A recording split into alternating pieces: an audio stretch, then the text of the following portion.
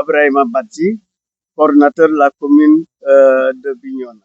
Moi, en tant que coordinateur de la commune maire de Bignona, la grande commune du département de Bignona, l'honneur m'est offert pour faire cette déclaration. La déclaration d'aujourd'hui, c'est au niveau de Bignona, du quartier de Château d'Eau, chez moi-même. Nous sommes réunis en tant que coalition Guéo Salmakor pour faire notre déclaration en présence de différentes communes et en présence de plusieurs militants qui sont là. Donc aujourd'hui, nous sommes dans la coalition Guéo Salmakor qui est contrôlée par le président Ndik Faye pour la coalition Diomaye président. Pour la coalition Diomaye président. Donc c'est vrai, c'est pas facile. Un département comme le département de Bignona, un département très difficile, un département politique, mais aussi un département historique.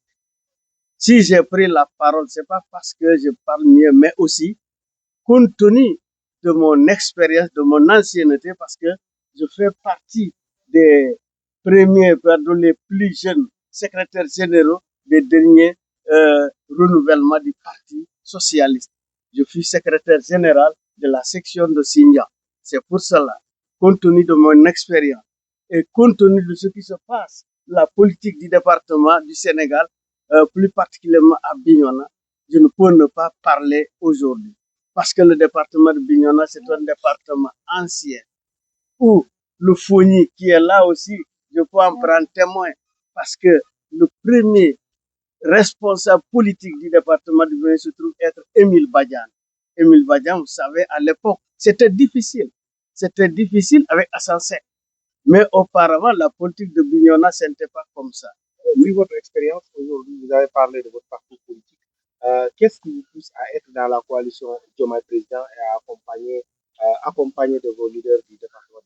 C'est pas parce que nous voulons transhumer pour transhumer, mais c'est une situation qui est compliquée et il fallait régler cette situation. Nous avons constaté que c'est de l'inexpérience.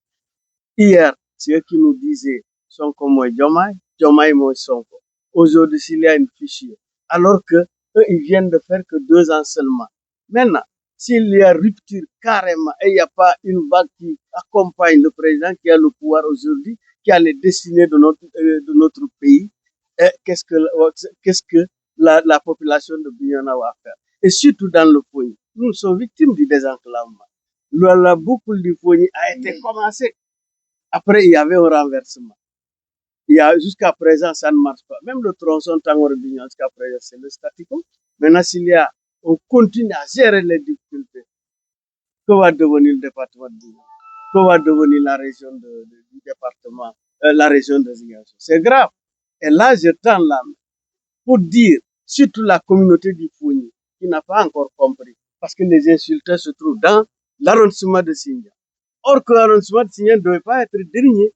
J'ai dit que la politique, c'était Sindia. Aujourd'hui, le premier recteur dans la région de Ziguinchor,